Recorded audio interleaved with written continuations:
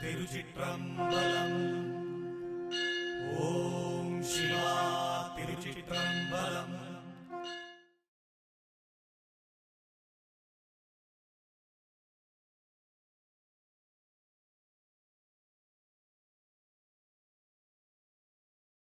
ತಿರುಚಿಟ್ಟಂಬಲಂ.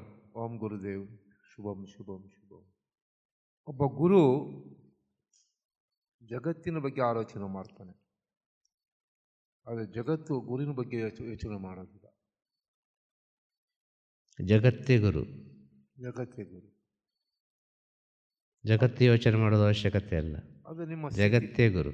ಅದು ನಿಮ್ಮ ಸ್ಥಿತಿ, ನಮ್ಮ ಸ್ಥಿತಿ ಅಲ್ಲ, ಅದು ಗುರುವಿನ ಸ್ಥಿತಿ. ಗುರುವಿನ ಸ್ಥಿತಿ. ನಾವು ಗುರು ಅಲ್ಲ, ನಾವು ಗುರು ಅಲ್ಲ, ನಾವು ದಾಸಾನುದಾಸ. ಇವತ್ತಿಗೂ ಗುರುವಿನ ಸೇವೆಯನ್ನು ಮಾಡ್ತಿರೋದು. ಗುರು ಹೇಳಿದ್ದಾರೆ, ಪ್ರಪಂಚಕ್ಕೆ ಏನನ್ನು ಕೊಡಬೇಕು ಅಂತ ಹೇಳಿದ್ದಾರೆ, ಕೊಡ್ತಾ ಇದ್ದೇವೆ. ಅದು ಯಾರಿಗೆ ಕೊಡ್ತಾ ಇದ್ದೇವೆ? ಗುರುವಿನ ಸೇವೆ, ಗುರುವಿಗೆ ಬೇಕೆ ಕೊಡ್ತಾ ಇದ್ದೇವೆ. ಆದ ಕಾರಣ ಜಗತ್ತೇ ಗುರು, ಆದ ಕಾರಣ ಜಗದ್ಗುರು. ಇಷ್ಟೇ ಹೇಳಬಹುದು. ಆದರೆ ಜಗತ್ತಿಗೆ ಗುರುನಲ್ಲಿ ಎಲ್ಲ ಸತ್ಯಗಳು ಅರಿವಾಗಿರುತ್ತೆ. ಆದರೂ ಅವನ ತಾಳ್ಮೆಯಿಂದ ಸಹಿಸ್ಕೊಂಡು ಒಂದೊಂದನ್ನೇ ಪರಿವರ್ತನೆ ಮಾಡ್ತಾ ಬರ್ತಾನೆ. ಯಾವುದನ್ನು ಕೂಡ ತಕ್ಷಣ ಪರಿವರ್ತನೆ ಮಾಡೋಕ್ಕಾಗೋದಿಲ್ಲ. ಸತ್ಯ ಗೊತ್ತಿದ್ರೂ ಕೂಡ ತಕ್ಷಣ ನಾವು ಅದನ್ನು ಪರಿವರ್ತನೆ ಮಾಡೋಕ್ಕಾಗೋದಿಲ್ಲ. ಆದರೆ ಆ ಗುರು ಎಲ್ಲವನ್ನೂ ಅರಿವಾಗಿದ್ದರೂ ಕೂಡ ಕಾಲಕ್ಕೆ ಕಾಯ್ತಾನೆ ತಾಳ್ಮೆಯಿಂದ. ಆದರೆ ಭಕ್ತ ಅಥವಾ ಶಿಷ್ಯ ಅಥವಾ ಪ್ರಾರ್ಥನೆ ಮಾಡಿಕೊಂಡು ನೀವು ಹೇಳಿದ ಹಾಗೆ ಅರ್ಜೆಂಟಲ್ಲಿ ಬಂದು ಹೋಗ್ತಾರಲ್ಲ ಮಾನವರು, ಮನುಷ್ಯರು, ಅವ್ರನ್ನೂ ಕೂಡ ಪರಿವರ್ತನೆ ಮಾಡ್ತಾನೆ ಗುರು. ಅಷ್ಟು ತಾಳ್ಮೆ ಬರಬೇಕಾದ್ರೆ ಅವನ ಸ್ಥಿತಿ ಹೇಗಿರುತ್ತೆ ಈ ಜಗತ್ತಲ್ಲಿ? ಗುರು ಆಗಬೇಕಾದ್ರೆ ಅವನು ಯಾವ ರೀತಿಯ ಅವನ ಜೀವನವನ್ನು ಪರಿಪಾಲಿಸಬೇಕು ಅನ್ನೋದನ್ನು ಈ ಜಗತ್ತಿಗೆ ಮಾರ್ಗದರ್ಶನ ಕೊಡಿ ಅಂತ ಕೇಳ್ಕೊಳ್ತೀನಿ. ಓಂ ಗುರುದೇವ್. ತಿರುಚಿಟ್ರಮಲಂ. ತಿರುಚಿಟ್ರಮಲಂ. ಗುರು ಅಂದರೆ ಶೂನ್ಯ ಸ್ಥಿತಿ. ಆ ಶೂನ್ಯ ಸ್ಥಿತಿಯಲ್ಲಿ ಯಾವ ವಿಚಾರಗಳು ಇರುವುದಿಲ್ಲ. ಆದ ಕಾರಣ ಗುರು ಆದವನು ತಾಳ್ಮೆಯಲ್ಲಿ ಇರ್ತಾನೆ. ಏನಾದರೂ ಸರಿ, ಅವನಿಗೆ ಏನೂ ಇಲ್ಲ. ಅವನಿಂದ ಹೊರಗೆ ಹೋಗುವ ವಿಚಾರಗಳಿಗೆಲ್ಲವೂ ಅನೇಕ ಸ್ಥಿತಿಗಳುಂಟು. ಗುರುವಿನಿಂದ ಹೊರಗೆ ಹೋಗುವ ವಿಚಾರ, ಗುರುವಾಣಿ, ಗುರುವಿನ ಜ್ಞಾನಾಮೃತ, ಒಂದು ಉಪದೇಶ, ಏನು ಬೇಕಾದ್ರೂ ತಗೊಳ್ಬೋದು. ಅದಕ್ಕೆಲ್ಲ ಒಂದು ಶಕ್ತಿ ಚೈತನ್ಯ ಉಂಟು. ಆ ಶಕ್ತಿ ಚೈತನ್ಯವನ್ನು ದಾಟಿ ಶೂನ್ಯ ಸ್ಥಿತಿಯಲ್ಲಿ ಗುರು ಇರ್ತಾನೆ, ತಾಳ್ಮೆಯಿಂದಿರ್ತಾನೆ. ಕಾರಣ ಏನು? ಅವನಿರುವುದೇ ಶೂನ್ಯ ಸ್ಥಿತಿಯಲ್ಲಿ. ಅವನಿಗೆ ಯಾವುದು ಬೇಡ. ಅವನಿಗೆ ಅಂಥವನ ಹತ್ರ ಹೋಗಿ ಏನನ್ನು ಹುಡುಕುದು ನೀವು? ಏನನ್ನು ಹುಡುಕ್ಲಿಕ್ಕಾಗ್ತದೆ? ಅವ ಕೊಡೋದನ್ನು ತಗೊಂಡು ಬರಬೇಕಷ್ಟೇ. ನೀವು ಕೇಳಿದ್ದು ಕೊಡೋದಿಲ್ಲ ಅವ. ನಿನಗೇನು ಬೇಕು ಅದನ್ನು ಮಾತ್ರ ಕೊಟ್ಟು ಕಳಿಸ್ತಾನೆ. ಅಲ್ಲಿ ನೀವು ಕೇಳಬೇಕಾಗಿ ಇಲ್ಲ. ಹೋಗಿ ನಿಂತರೆ ಸಾಕು, ಕೂತ್ಕೊಂಡ್ರೆ ಸಾಕು, ತನ್ನಿಂದ ತಾನಾಗಿ ಹೋಗ್ತದೆ. ಅದು ತನ್ನಿಂದ ತಾನಾಗೆ ಸಿಗ್ತದೆ. ಇದು ಗುರುವಿನ ಸ್ಥಿತಿ. ತನ್ನಿಂದ ತಾನಾಗಿ ಆಗೋದು. ಅಲ್ಲಿ ಹೋಗಿ ಕಷ್ಟ ಹೇಳಲಿಕ್ಕಿಲ್ಲ, ಅಲ್ಲಿ ಹೋಗಿ ಯಾವುದೇ ವಿಚಾರಗಳು ಹೇಳಲಿಕ್ಕಿಲ್ಲ, ಅಲ್ಲಿ ಹೋಗಿ ಆತ್ಮಜ್ಞಾನ ಬೇಕು ಅಂತ ಹೇಳಲಿಕ್ಕಿಲ್ಲ, ಅಲ್ಲಿ ಹೋಗಿ ಅದು ಬೇಕು ಇದು ಬೇಕು ಯಾವುದನ್ನು ಅಲ್ಲಿ ಹೇಳಲಿಕ್ಕಿಲ್ಲ. ಹೇಳ್ದತ್ತಾಗ್ತದ? ಗುರುವಿನ ಮುಂದೆ ಹೋಗಿ ಕೂತ್ಕೊಳ್ಬೇಕಷ್ಟೇ, ಭಗವಂತನ ಮುಂದೆ ಹೋಗಿ ಕೂತ್ಕೊಳ್ಬೇಕಷ್ಟೇ. ಬೇರೆ ಏನು ಮಾಡಲಿಕ್ಕಾಗೋದಿಲ್ಲ. ಬೇರೆ ಏನಾದರೂ ನೀನು ಮಾಡಿದರೆ ಮೌನವಾಗಿರ್ತಾರೆ ಅವರು. ಗುರುವಿನ ಹತ್ರ ಪಡ್ಕೊಳ್ಳೋದು ಹೇಗೆ? ಮುಗ್ಧತೆಯಿಂದ. ಗುರುವಿನ ಹತ್ರ ಪಡ್ಕೊಳ್ಳೋದು ಹೇಗೆ? ಪ್ರೀತಿಯಿಂದ. ಗುರುವಿನ ಹತ್ರ ಪಡ್ಕೊಳ್ಳೋದು ಹೇಗೆ? ಸತ್ಯದಿಂದ. ಮುಗ್ಧತೆ, ಪ್ರೀತಿ, ಸತ್ಯ ಎಂಬ 3 ಅಸ್ತ್ರಗಳು ಒಂದು ಶಿಷ್ಯನಲ್ಲಿದ್ದರೆ ಆ ಗುರು ಎಂಬುವರು ತನ್ನಿಂದ ತಾನಾಗಿ ಅವನ ಒಳಗೆ ಹೋಗಿಬಿಡುತ್ತಾರೆ.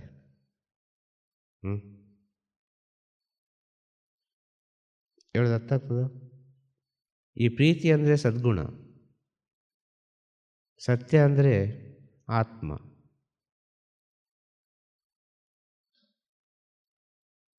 ಮುಗ್ಧತೆ ಅಂದರೆ ಮನಸ್ಸು. ಹೇಳೋದು ಅರ್ಥ ಆಗ್ತದ?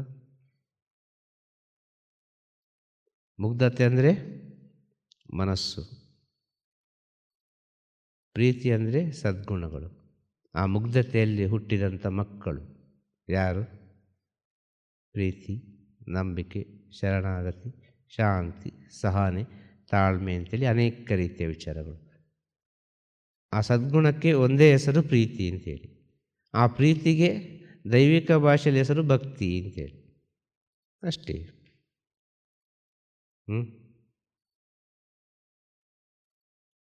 ಹೇಳೋದು ಅರ್ಥ ಆಗ್ತದೆ? ಸತ್ಯ ಅಂದರೆ ಅದು ಆತ್ಮ, ಮುಗೀತಲ್ಲಿ. ಅದು ಮಾಡಬೇಕು, ಮಾಡಿಯೇ ಮಾಡ್ತದೆ. ಅದನ್ನು ನಿಲ್ಲಿಸಲಿಕ್ಕೆ ಯಾರಿಂದಲೂ ಸಾಧ್ಯ ಇಲ್ಲ. ಯಾವ ಪರಬ್ರಹ್ಮ ಜ್ಞಾನಿಯಿಂದಲೂ ಸಾಧ್ಯ ಇಲ್ಲ ಅದರ ರೂಟು ಚೇಂಜ್ ಮಾಡಿ ಕರ್ಕೊಂಡು ಹೋಗುವ ಅಂತೇಳಿದ್ರೆ. ಅದು ಯಾವ ರೂಟಲ್ಲಿ ಹೋಗ್ಬೇಕು ಅದೇ ರೂಟಲ್ಲಿ ಹೋಗೋದು. ಆಲ್ರೆಡಿ ರೂಟೆಲ್ಲ ಕೊಟ್ಟಾಗಿದೆ. ಎಲ್ಲಿಗೆ ಹೋಗಿ ಸೇರಬೇಕು ಅಲ್ಲಿಗೆ ಹೋಗಿ ಸೇರ್ತದೆ. ಈ ಸತ್ಯವನ್ನೆಲ್ಲ ತಿಳಿದಾಗ ಅವ ತಾಳ್ಮೆ ಅಂದಿರದೆ ಮತ್ತೆ ಹೇಗಿರೋದು ಅವನಿಗೆ ಗೊತ್ತಿದೆ ಅದು ಹೀಗೆ ಆಗೋದು ಅಂತೇಳಿ. ಆಗೋ ವಿಚಾರ ಮುಂಚೆ ಗೊತ್ತಿದ್ದವನಿಗೆ ಕೋಪ ಬರ್ತದೆ, ನಗು ಬರ್ತದೆ. ಅಲ್ವಾ? ಆಗುವ ವಿಚಾರಗಳೆಲ್ಲ ಮುಂಚಿತವಾಗಿ ಗೊತ್ತಿದ್ದರೆ ಒಬ್ಬನಿಗೆ ಕೋಪ ಬರ್ತದ, ಅವನಿಗೆ ನಗು ಬರ್ತದೆ ಅವನಿಗೆ ನೋಡುವಾಗ. ಅಷ್ಟೇ ಹೇಳೋದು. ಆ ನಗು ಬರುವಾಗ ಎಲ್ಲಿ ಉಂಟು ದುಃಖ, ಎಲ್ಲಿ ಉಂಟು ನೋವು? ನಗು ಶ್ರೇಷ್ಠವಾದ ವಿಚಾರ. ಅದೆಷ್ಟು ಜನ್ಮದಲ್ಲಿ ನಗು ಇಲ್ಲ, ಅದೆಷ್ಟು ಜನ್ಮದಲ್ಲಿ ನಾವು ನಗದೆ ನಗದೆ ನಗದೆ ನಗದೆ ಮನುಷ್ಯ ಜನ್ಮದಲ್ಲಿ ನಗ್ತಾ ಇದ್ದೇವೆ ಅಂತ ಹೇಳಿದರೆ ಮನುಷ್ಯ ಜನ್ಮ ಎಷ್ಟು ಪುಣ್ಯ. ಕಣ್ಣೀರು ಹಾಕೋದು ನೀವು ಎಲ್ಲ ಜನ್ಮದಲ್ಲಿ ನೋಡ್ಬೋದು. ಒಂದು ಹಸು ಕಣ್ಣೀರು ಹಾಕ್ತದೆ, ಒಂದು ನಾಯಿ ಕಣ್ಣೀರು ಹಾಕ್ತದೆ, ಒಂದು ಬೆಕ್ಕು ಕಣ್ಣೀರು ಹಾಕ್ತದೆ, ಇನ್ನು ಕೆಲವೆಲ್ಲ ಜೀವರಾಶಿಗಳು ಕಣ್ಣೀರು ಹಾಕೋದೆಲ್ಲ ಎಲ್ಲರೂ ನೋಡ್ಬೋದು. ಆದರೆ ನಗುವುದನ್ನು ನೋಡ್ಲಿಕ್ಕೆ ಆಗ್ತದ? ಆಗೋದಿಲ್ಲ. ಆಗ ಗುರುವನ್ನು ತಿಳಿಬೇಕಾ? ಗುರು ಎಷ್ಟೋ ನಿಮ್ಮನ್ನು ಕಣ್ಣೀರು ಹಾಕಿಸಿದ್ರು ನೀವು ನಗಲಿಕ್ಕೆ ಕಲೀರಿ. ಇದೇ ದೊಡ್ಡ ಜ್ಞಾನ, ಇದೇ ದೊಡ್ಡ ಸಿದ್ಧಿ, ಇದೇ ದೊಡ್ಡ ಶಕ್ತಿ. ಗುರು ಎಷ್ಟು ನಿಮ್ಮನ್ನು ಕಣ್ಣೀರು ಹಾಕಿಸಿದ್ರು ಸರಿ, ನೀವು ನಗಲಿಕ್ಕೆ ಕಲೀರಿ. ನಿಮ್ಮ ಕಣ್ಣೀರು ಎಷ್ಟು ಪವಿತ್ರವಾಗ್ತದೆ ಅಂತ ನೀವು ಸ್ವಲ್ಪ ಸೂಕ್ಷ್ಮವಾಗಿ ಯೋಚನೆ ಮಾಡಿ.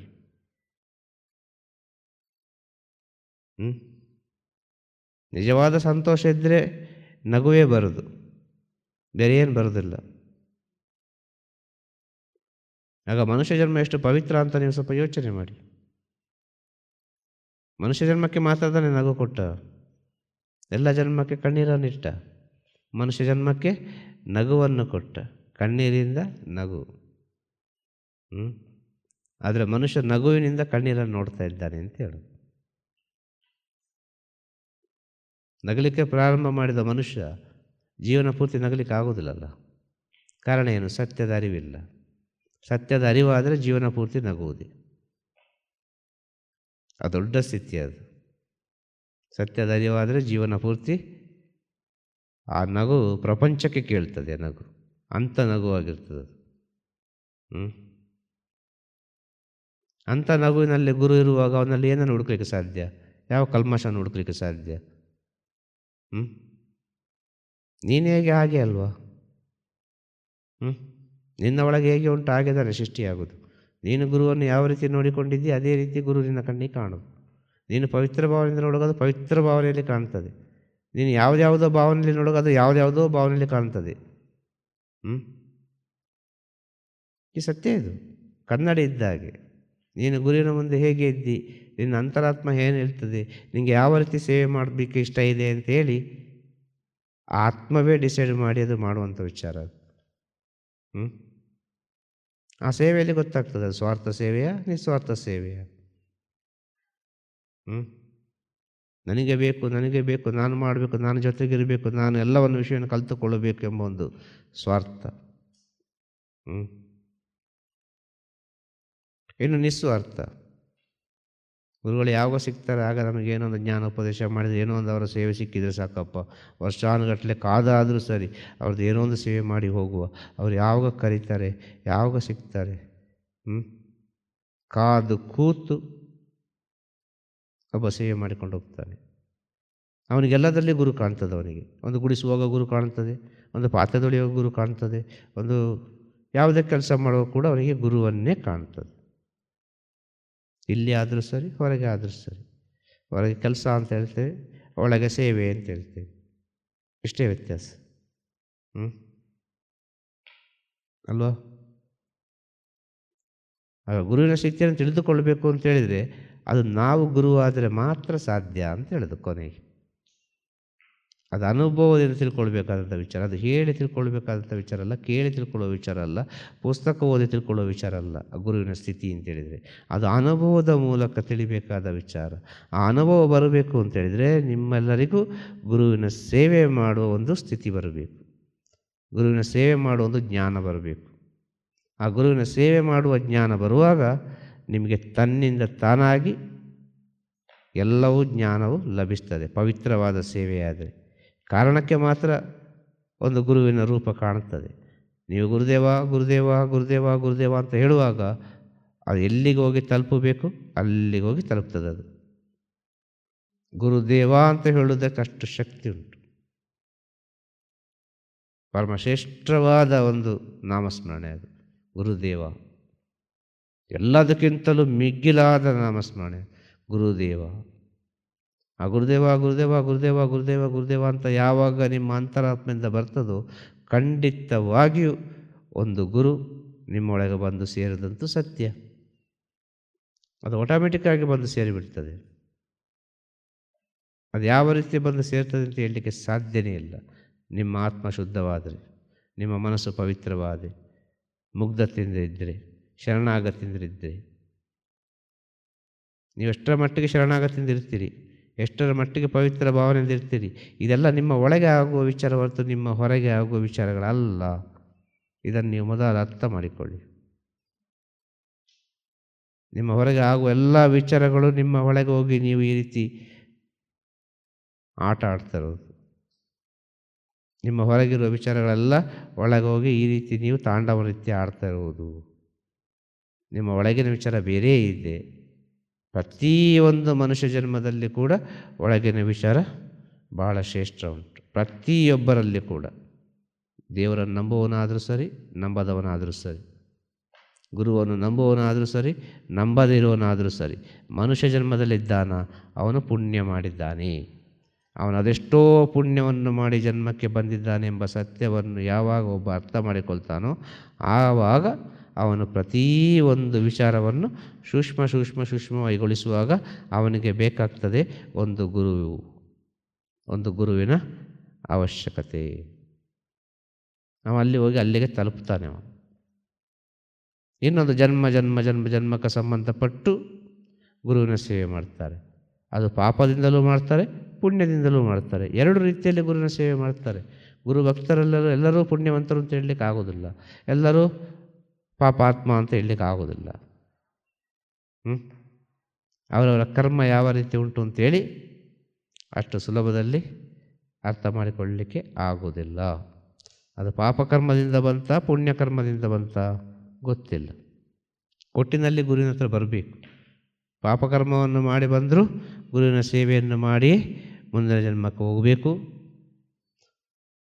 ಪುಣ್ಯಕರ್ಮ ಮಾಡಿದರೂ ಕೂಡ ಗುರುವಿನ ಸೇವೆ ಮಾಡಿ ಮುಂದಿನ ಜನ್ಮಕ್ಕೆ ಹೋಗಬೇಕು ಅಲ್ವಾ? ಬಸ್ಸು ಒಂದೇ.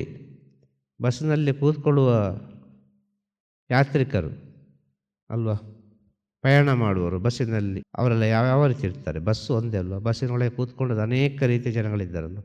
ಯಾವ್ಯಾವ ರೀತಿಯ ಜನಗಳಿದ್ದಾರೆ ಅಂತ ಹೇಳಲಿಕ್ಕೆ ಸಾಧ್ಯ ಇಲ್ಲ. ಬಸ್ಸಿನೊಳಗೆ ಕೂತ್ಕೊಂಡವರು ಯಾವುದಕ್ಕೆ ಸಂಬಂಧಪಟ್ಟವರು ಅಂತ ಹೇಳಲಿಕ್ಕೆ ಸಾಧ್ಯ ಇಲ್ಲ.